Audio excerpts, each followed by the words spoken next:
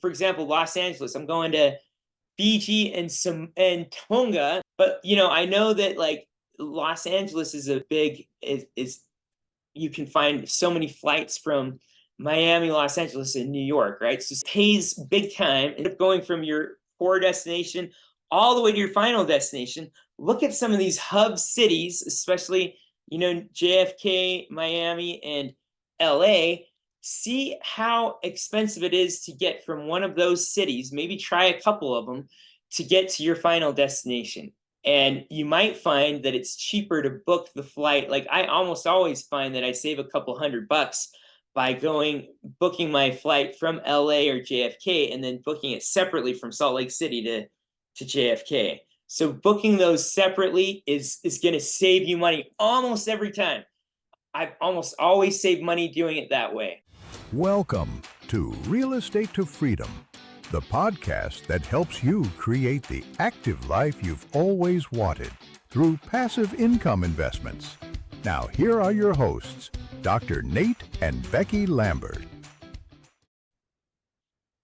All right. Welcome, everyone, to See the World on Any Budget, night one. So excited. Nate Lambert here. Been to soon-to-be 78 countries around the world, 49 states, and traveling is a deep passion. I love it. It's amazing. And tonight I'm going to share with you a ton of my travel hacks. Tomorrow we're going to continue to go into depth. We're going to talk about why should we travel. This is a quote by St. Augustine. It says, "The world is a book, and those who do not travel read only one page," right? You gotta travel so you can experience how other people are living. It's one thing to read about it in a history book, but something far different to experience it.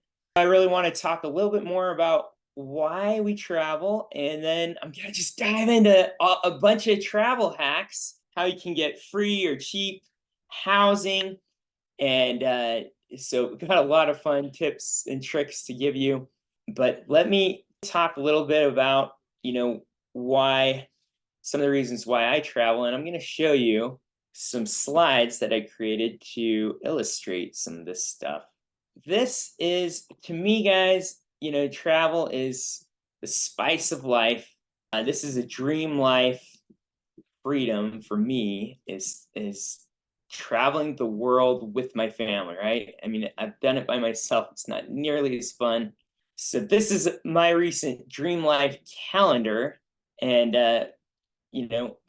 last 12 months, I spent 3.5 months on family vacation. So we went to Mexico, Costa Rica, Hawaii, Bora Bora, all these places. I'll show you some pictures here in a minute, but this is kind of what it looked like. This is our trip to Mexico. Becky and I, right before we got married. This is Costa Rica, where I proposed to her. Hawaii on the left. We took the family to Hawaii. It's we called it a family moon. We went to Tahiti on our anniversary. Our honeymoon trip. Hard to beat the over the water bungalow experience.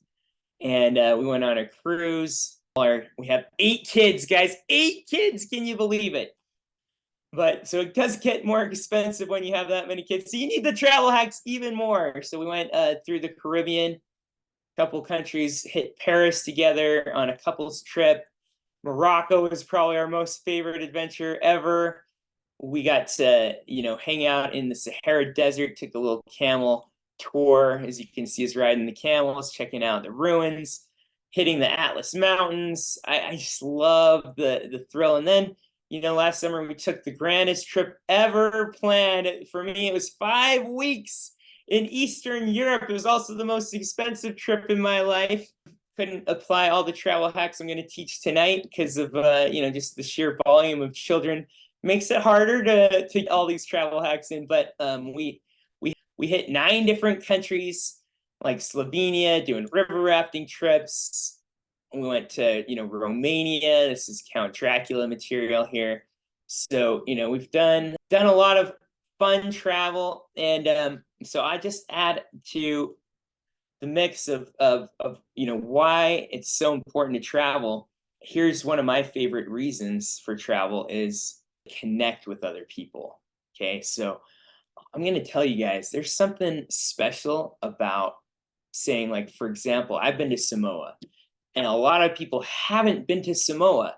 But here in Utah, where I live in Salt Lake City, there's a lot of people that have emigrated from Utah. So when I tell people, oh yeah, I've been to Samoa, they're like, their face lights up. They're like, oh, you've been to Samoa. That's so awesome. And it's an immediate connection. Right. So there's people love it when you've been to their homeland or their home state. Right. I've been to 49 states. You might be wondering which state haven't I been to? It's Maine. Gotta find a way to get to Maine soon so I can just say all 50 states. But every time I'm on a sales call with people and they say where they're from, I can almost say, yeah, I've been there. And it's just such a great way to connect with people. What a way to bond with family and with your kids or your friends, to be on a trip with them, having hours in the car, just connecting at a deep level. A lot of you talked about history and culture, broadening your understanding of how other people live. These are all incredible reasons to travel. So let's get to the nuts and bolts now of how you do it more affordably. Here are our travel hacks. So just to tell you guys a little bit of my background, I got a PhD in psychology. By the time I was wearing this graduation gown, I had been to 20 countries already. And this is as a graduate student making $14,000 a year. We were on food stamps, and I found a way to go to 46 states, 20 countries by the time I hit this stage in my life. So you can tell I'm motivated, right? Like, I don't care how little money I have, I'm going to find a way. And because of my determination, my grandpa was a travel agent. That's probably partly where I get the bug from.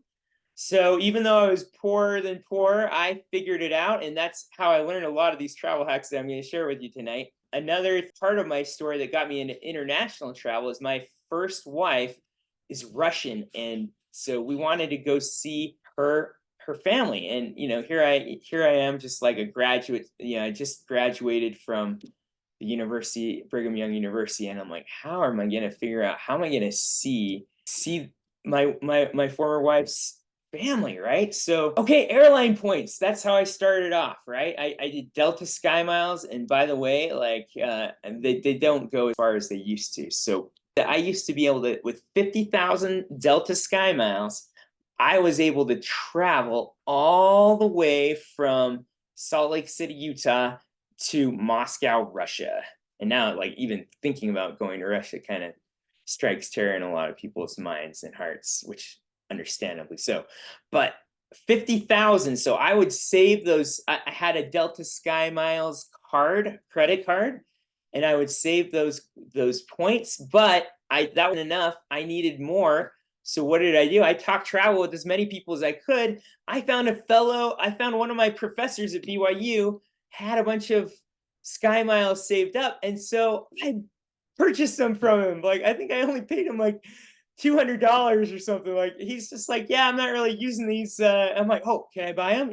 So I got them at a huge discount. Guys, there's people out there that will probably sell you their travel rewards points. Think of people who travel a lot. They might have tons of Sky Miles. Say, hey, what if I made it worth it to you? Maybe you could trade something. Maybe you do haircuts for them. You give them a haircut for some travel points, or whatever, fix their car. Like, trade for travel points. There's so many travel points out there. And what I found was, at least at the time, I could do a stopover. So stopover was kind of like, hey, as long as it's on the way, you could stop over somewhere. So this is my family. And we were a new family with 2 young kids. We had a stopover in France. We took a tour of France on the way to Moscow. So that was partly what got started in international travel. I'm like, I can do this. I can figure this stuff out. So again, a stopover, it was included in the 50,000 points. I think it's harder to find that, but I'll show you some other strategies. They might still do that. But look at every time you go ahead and sign up for the airline allegiance programs and try and accrue some of those points, right?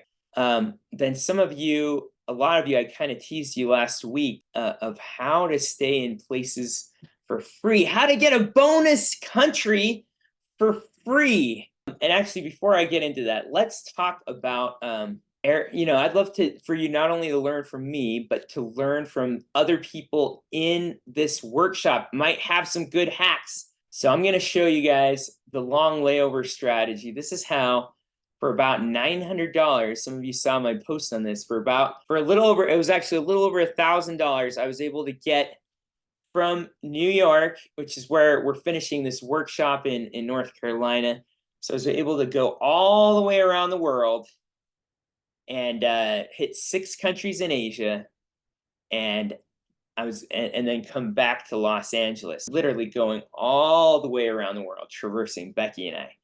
And I did that for just over $1,000. So I'm going to show you a little bit of how I did it.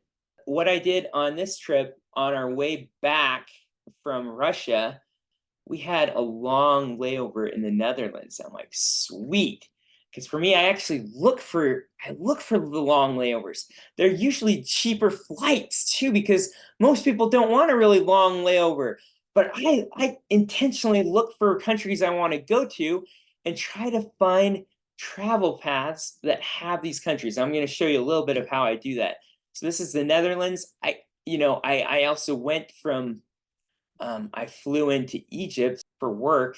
It was actually a work trip. It was actually in Israel, and I just decided to book the flight, an open jaw flight. You guys got to use the open jaw, right? Sometimes you just do a one-way.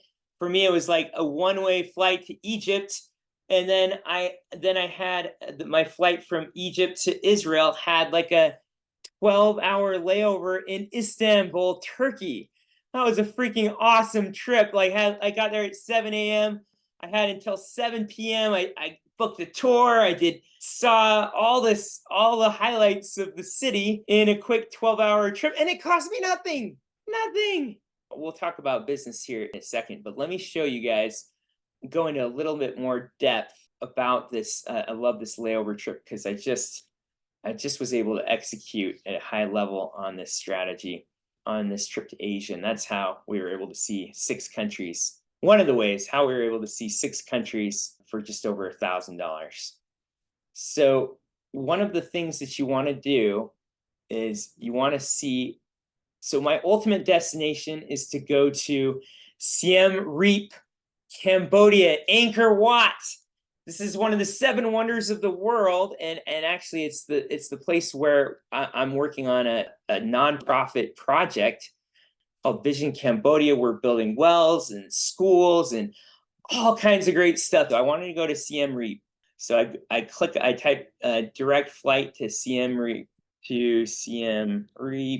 Okay, now flight connections. Jot that down in your notes. That's a really important website. I use it a lot because it tells me, you guys, especially if you're traveling all over, you want to get cheap flights, but you also don't want to be sitting in an airport all day either.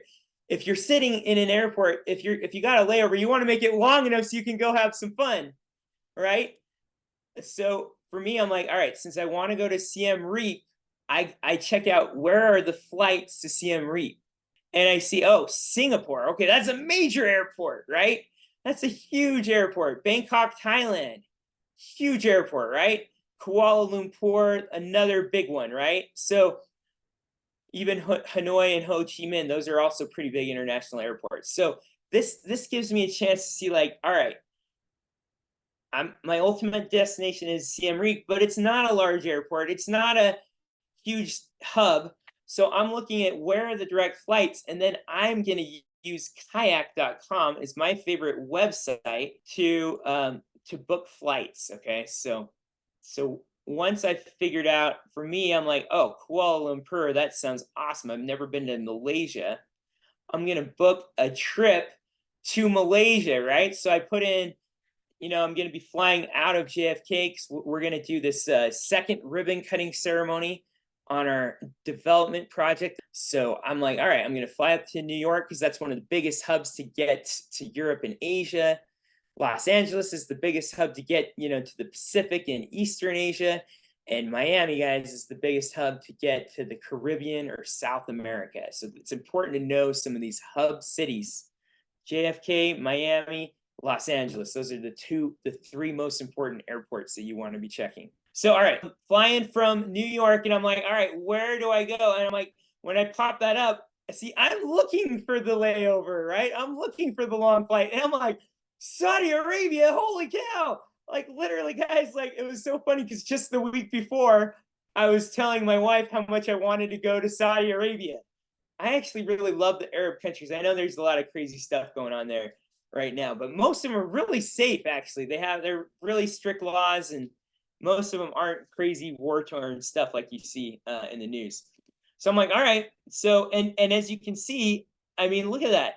That's like not only the coolest layover for me, but it's also the cheapest. Like $512 to get all the way to Kuala Lumpur, and you just click on the little button on kayak.com and you can see, oh, sweet, it lands at 6:30 a.m. And then, and by the way, this is a different one than I bought. Okay, it wasn't this one, but I bought one that has, and actually just got shifted this morning, has like a 22-hour layover in Saudi Arabia. I'm guessing that, yeah, this one is, you've got the long layover and then you fly the rest of the way. Okay, so look for those long layovers. That's the tip I'm giving you. And by the way, on the way back, and I'll show you a little bit. Actually, let me show you my itinerary. I like to have everything in a Google Doc, and then if I have a spouse or travel partner, you can share that with them so they can see everything. You can just plan out. I mean, the flights are the bones of your trip, right? So I always plan the flights first, how long I can be there, and then I make my flights. So as you can see, we're flying from New York to Saudi Arabia. We're going to be there, and then we're flying to Malaysia. We'll get there at 3:55 on November 6th. I look up tripadvisor.com. We'll go into that more detail. It shows the top tourist sites according to what everyone's rating it. So these are some of the top ones that looked interesting that I just kind of started putting on my itinerary. But then I'm like, hey, how cool would it be to also go to Singapore? Because Singapore and Malaysia, I'll open up a world map pretty close by. And so I'm actually going to take train from Malaysia to Singapore. So I'll only have like 2 days, but see how cool this is. Like, my ultimate destination is Siem Reap, but on the way, I'm going to see 3 countries. I got a free one to Saudi Arabia, and then, Kuala Lumpur, and actually Singapore was also one of the direct flights to Siem Reap, right? So I'm like, hey, might as well just take a train down to Singapore and then fly to Siem Reap from Singapore and see a ton of stuff on the way. I got a trip I flew directly to Hanoi, Vietnam, right? And a lot of the times in Europe, especially, flights are super cheap, and even in Asia, they're super cheap, like between countries. So I think that this flight was only like $30 from Siem Reap to Hanoi, Vietnam. So we're gonna spend like 5 days in Vietnam, and then I worked my magic and got another one of those long layovers, right? I typed in, and by the way, I'm flying into Hanoi, which is top, and then I'm flying out of Ho Chi Minh. So again, use those one-way directional flights to maximize what you can see. If your goal is to explore and see a lot, I'm going to probably rent a car and drive all the way from Hanoi all the way down through the south part, and then fly out of Ho Chi Minh. And I've got a 22-hour layover in Manila, Philippines, on the way to LAX. So that, in a nutshell, is how I did it. That's how I'm seeing 6 countries, because our flight from Ho Chi Minh to Los Angeles was only like $400. So it's like, holy crap, guys! Like, and we get to see all these other countries along the way. Like, this is awesome. Okay. So that's a little bit on flights. Look for the open jaws, look for one-way connections, look for what are the hubs. Like, sometimes what I'll do is I'll get on the kayak and I'll put like where I live and the place I want to go, and I'll see one little hack is like I'll see, all right, all these itineraries, like most of them are going through Atlanta, right? Or so what if, is it cheaper? Because sometimes it's cheaper. Now it's a little more risky, but sometimes it's cheaper to book separate flights for separate legs, right? So maybe you're going to find a way better, for example, Los Angeles. I'm going to Fiji and Tonga. By the way, that's the other place where a lot of Polynesians come from in Utah is Samoa and Tonga. And I'm like, man, I need to go to Tonga just so I can have all the connections with the other half of the Polynesians here in Utah. So that's partly why I'm going to Tonga. But I know that like Los Angeles is a big is you can find so many flights from Miami, Los Angeles, and New York, right? So it pays big time. End up going from your core destination all the way to your final destination. Look at some of these hub cities, especially, JFK, Miami, and LA. See how expensive it is to get from one of those cities, maybe try a couple of them to get to your final destination. And you might find that it's cheaper to book the flight. Like I almost always find that I save a couple $100 by booking my flight from LA or JFK and then booking it separately from Salt Lake City to JFK. So booking those separately is going to save you money almost every time. I've almost always saved money doing it that way. Okay, and by the way, the risk, you might say, well, what's the risk? The risk is, if your package is all one flight package, then if something goes wrong, then it'll be a little easier to reroute or get your money back. So that's one of the risks of booking it separately, but I usually take that risk and I almost never pay the consequence. So booking things separately, looking for the big hubs and booking those separately.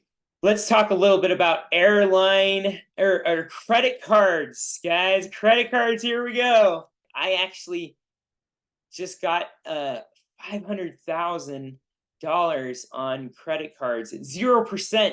So I was able to pay off all these HELOCs and private money lenders with that, and I was able to get $9,000 worth of credit card points. So a lot of the trips that I'm going on this summer are covered by credit card points. And by the way, there's a lot of the cards have different ways that they you can redeem for cash or whatever, but a lot of them you can get a better deal if you redeem for travel. So I love my US Bank Flex Perks card. That feels like, a lot of the credit cards, they just don't give you quite as much bang for your buck. But man, I think I got all the way to Fiji for like not even like 40,000 points or something. Like this was insane. So those flights from LA to Fiji, and again, you notice I said LA to Fiji because I'm always looking for the hub cities and looking at it from there. But the US, and I don't get anything for promoting this, but US Bank, super awesome for me. I think that in terms of just the value, especially for flights, is hard to beat. Capital One is really good too. I love that you actually get some points for like using it, like, and you can erase travel purchases. It's just really like flexible. That's a Capital One venture. So that one's one of my favorite ones, and it seems like it gives you some good bang for your buck. And then Discover It Miles is pretty awesome too.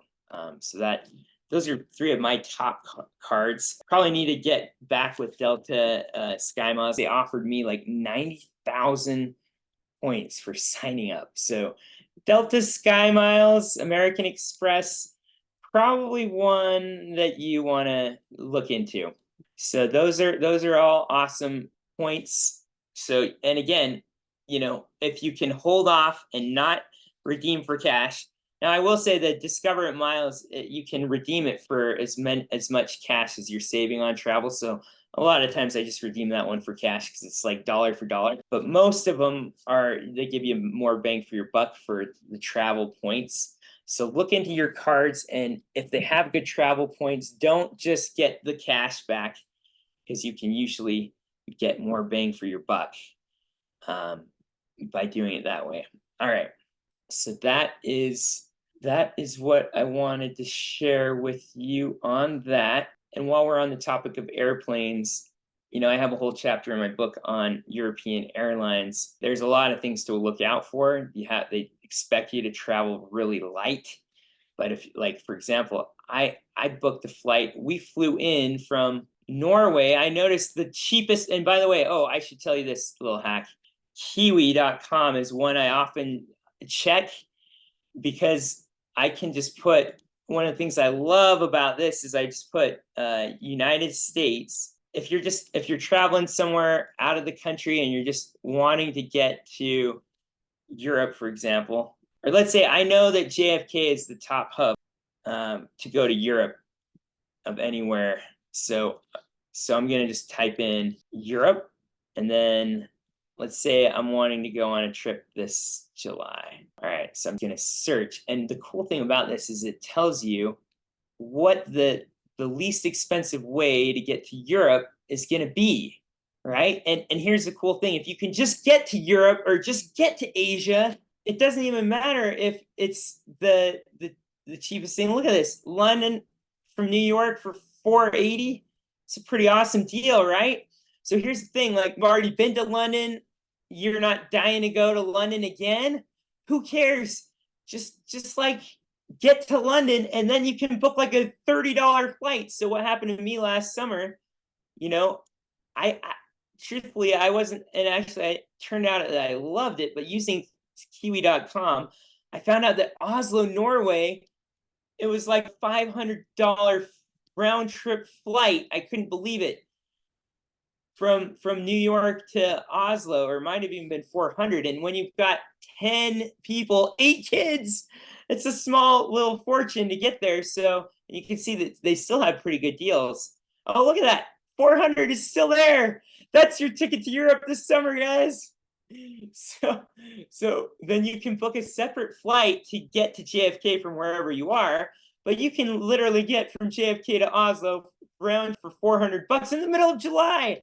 That's an amazing deal. So, and then what I found was, we ultimately wanted to see, southern, we wanted to see Eastern Europe. So what do we do? Well, we took them to Stockholm because we thought the kids wanted to go on a train anyway. So we go on a train to Stockholm, and then we got a $30 flight. Guys, I'm not kidding. $30 flight from Stockholm to Krakow. $30. So fly the whole family for like $300. So that's the cool thing about, and again, but you got to be careful. Like, you got to pack light in Europe, or just be willing to pay through the nose for like the baggage costs. So they get you there. It's best if you can just pack everything into a backpack, or they're gonna nail you. So that's one challenge with the traveling in Europe. But intra-Europe flights and a lot of the intra-Asia flights are super amazingly cheap. So just figure out the way, and Kiwi gives you a great overview of what it's going to cost to travel. And again, if you're looking to go to South America or the Caribbean, I would type Miami and then put wherever you want to go in the Caribbean, or just put Caribbean or whatever. I think the flights in between definitely in between African countries is pretty expensive, because I'm trying to bust out West Africa next year. I'm trying to get to 100 countries. By the way, there's like 1,500 people in the entire world that have been to 1,500 countries. Like, that's super rare, and that's my next goal, is to get to 100. Ultimately, my ultimate goal is to hit all. I think we're at like 186 countries, something like that. So that's my ultimate goal, is to go to all of them. Okay. So that's another little couple tips for you. So let's talk about business travel. If you have to go for business, what I would do when I was a professor, I was looking for opportunities.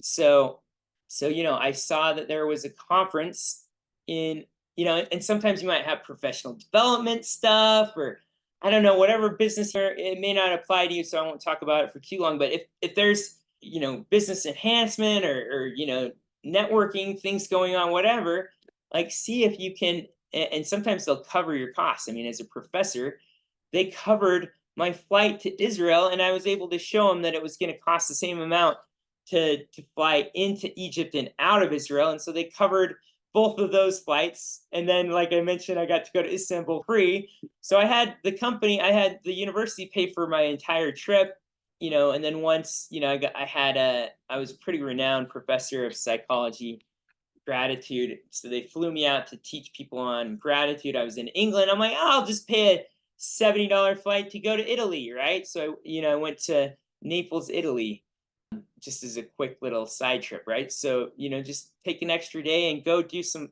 cool, fun things. So that's a couple of my other stories. All right, so if you're wondering, how do I get good prices on cars, okay, on transportation? There's companies like Priceline. I often put it into kayak.com. If you can learn how to drive manual transmission, guys, you're gonna get it's gonna be way better for you. In other countries, they charge a premium because they know that it's us Americans that don't know how to drive manual. And I've actually tried to drive manual, and I even like practiced. I even rented a car to practice driving manual before my trip to Greece. And then I get to Athens, Greece. I'm all excited, but I was practicing on a small car. It was like a minivan. It was really steep and up and down, and I, everyone in the family was like, "No, we can't keep going on this trip. This is scaring us all." So I had to like go and return the car and pay more for an automatic. But if you're good at it, I mean, that's going to save you a lot of money on travel. It's kind of like the Airbnb of rental cars, right? So Turo.com. I've used it in Hawaii. I mean, you can usually get a much better rate, and a lot of times they'll even deliver it to the airport for you. You don't have to spend an hour filling out all this paperwork. I mean, we were just in San Diego last week. It took an hour and a half to rent the dang car. So Turo is a great resource for that as well. If anyone knows any other good websites or car places, that's welcome. Now, a lot of times, I will say it's usually more expensive to pick it up in one airport and drop it off at another airport. But if you love to travel by car as much as I do, it's worth it because you don't want to have to backtrack. You want to see new terrain or figure out how to make it loop around, right? If you can do the loop, that's awesome too. Otherwise, try and do pick it up in one airport, drop it off at another.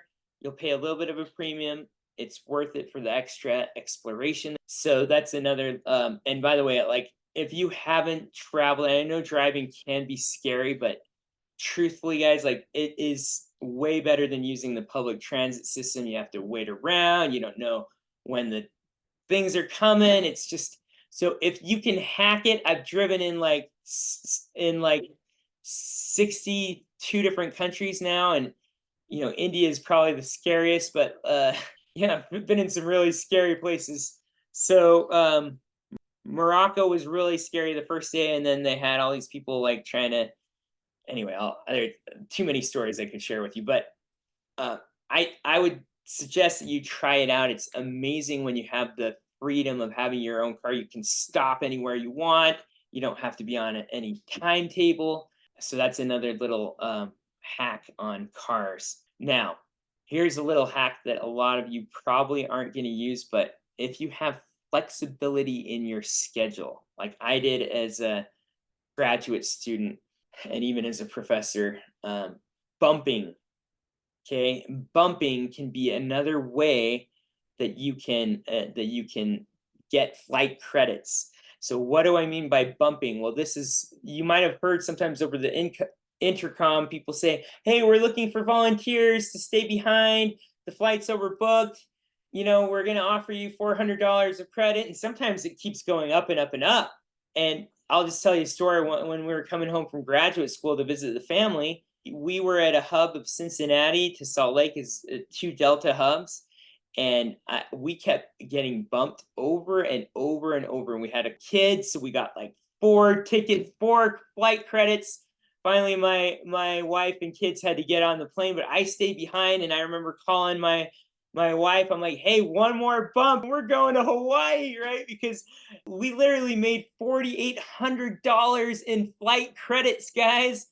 Flight credits. And then here's the funny story. We used all those flight credits by volunteering, and we went to Hawaii. And guess what? On the way home, we got bumped. And where did we get bumped? We ended up with 2 days in Salt Lake City, which is where I was living from. That's where my family was. We were at graduate school in Pennsylvania. So it's like I got 2 days, and then we woke up the next morning, we got bumped again. So we got 2 days in Salt Lake, a free trip to visit our family. We got another 1,200 in flight credits. So that's kind of a fun story. If you're open to, if you got a flexible schedule, I've got a whole chapter, in my book. If you want to learn all the details about the strategies for how to do that, you can check out that chapter on getting bumped. All right, so you can read more about that. I mean, not everyone's going to be interested in every one of these strategies, so I'm trying to go as quickly as we can to cover as much material. I'm going to share about how my family of 7 at the time, we stayed for a full week for free in New Zealand. We spent 3 weeks in Costa Rica. Guys, this is the place we stayed at. Look at that, this gorgeous pool resort. I stayed there for free for 3 weeks. Traveled all around Costa Rica. And then my favorite of all was that we did a house swap and a car swap in Hawaii. We spent 5 weeks in Hawaii for free. Like literally, we had, the only thing extra was like whatever entertainment we did. And since it's mostly beaches and hikes, it was only $700 above our regular monthly budget. Usually you want to book at least 3 or more weeks in advance. There's some studies that say, maybe 2 to 3 months might be the ideal, but usually, if you're going within 3 weeks, it starts to go up. So definitely want to try and rein that in a little bit. The first thing I do when I'm planning a trip is, again, figure out how long I can spend. You can see that I did look into TripAdvisor.com. So let's say Kuala Lumpur, things to do. So this is how you find it. So Kuala Lumpur, TripAdvisor. Don't click on the sponsored link, okay? Remember, don't click on the sponsored link because they're going to try. The sponsored one is just excursions that you have to pay for. You want to scroll down to the natural 15 best things to do in Kuala Lumpur. So this is how I plan almost every trip, okay? So before I book the flights, I get an idea of about how long I can spend, but then before I finalize the booking, I like to get an idea of how much does this destination have of things that I'm really excited about, right?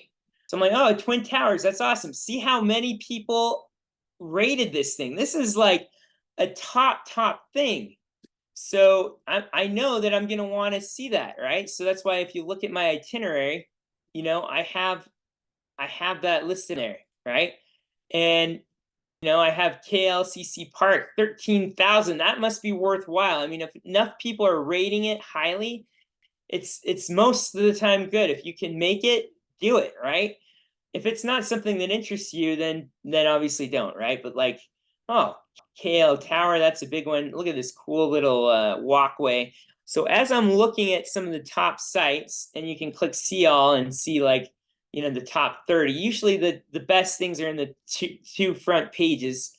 So I look through and I see what are the things to do, and I'm like, yeah, this looks pretty cool, but like, and this is one of my top ones, right? So I'll list out all the things that I really want to see the Sri Mahana, that caught my eye. I love temples. So I'll kind of pick out the ones that I like the best, okay? The ones that I'm most excited about. And then, and this is important before you book, and that's why I did this, because I'm like, maybe I knew any day I spent in Malaysia would be taking away from my Vietnam trip. And when I saw, I'm like, yeah, there's some really cool things, but I'm like, I think I could probably see most of this stuff in a day, right? So as you can see in my itinerary here, I have all these listed out. I'm like, yeah, I think I could see that in a day. So I think I can squeeze in Singapore as well. So I squeeze in Singapore, and then anyway, so that, and then I'll show you how you can take all the sites and add them into Google Maps, and then real estate is truly the path to financial freedom. It gives you it, you can use other people's time, other people's money to maximize, everything. So I won't go into too much depth on my story, but just to give you a quick summary, I made 109,000 from my first flip. It was of my own house, paid off all my student loans, moved to Fiji, did House Hunters International. And then, I started doing more and more. So my freedom levels kept going up and up and up. I became my own boss. I did enough profitable deals to replace my income, and I did that by doing fix and flips, made 31,000, 96,000. Again, the nice thing is you can have crews doing all this. You can use other people's time. That's what I love about real estate, OPT and OPM, other people's money and other people's time to do this stuff. 32 grand on this flip. Then, I started hitting bill burden relief level 3 freedom is what I like to call it. And that's when you have enough passive income through your rental portfolio to cover all your living expenses, right? So what I did is, we talk about flip, rent, where, hey, a flip can replace your income, give you a down payment money, and then the rental can help write it all off on your taxes. So flip, rent, we talk a lot about this, and we'll show you how to do this. So I started getting more and more rentals. So ultimately, to be able to travel the world as much as you want, you gotta have that passive income coming in. And so this property in Tooele, $550 a month, $580 a month on this one in Riverton. Then for freedom is when you can not only your rental portfolio not only covers things like your bills, but also a comfortable lifestyle, going on a few little trips with your family. Becky and I got married. I did tons of additions with her fourplex. It was her idea, actually. I shouldn't take credit. But now we got 5,100 in cash flow coming in from that fourplex. I did a 26-plex in Pocatello, Idaho, 4,000 a month in cash flow on that. Dream life freedom is when you have enough passive income through your rental portfolio to live your dream life. I'm living in a 9,000 square foot mansion right next to the mountains, and here in Utah, it's amazing. And that was made possible partly by, this development project that I'm about to talk about. Some of you are joining right now to hear more about this development project. This is going to be $1.4 million in across all these different projects that I'm about to show you in cash flow, guys. Now, that's not just only for me. I have a couple partners on this as well, but amazing stuff. So would love to have you, if you want to test out, we do a lot of mentoring. We do a deal room. We go over your deals every day. And Thursday night, we go over your deals with you. We have 73 classes on every type of real estate investing that you can check out for a week for free just by booking a test drive. Thanks for listening to Real Estate to Freedom with Dr. Nate and Becky Lambert. If you enjoyed the show, please rate and review on Apple Podcasts or wherever you get your podcasts. You can download their free ebooks and workshops by visiting realestatetoFreedom.com.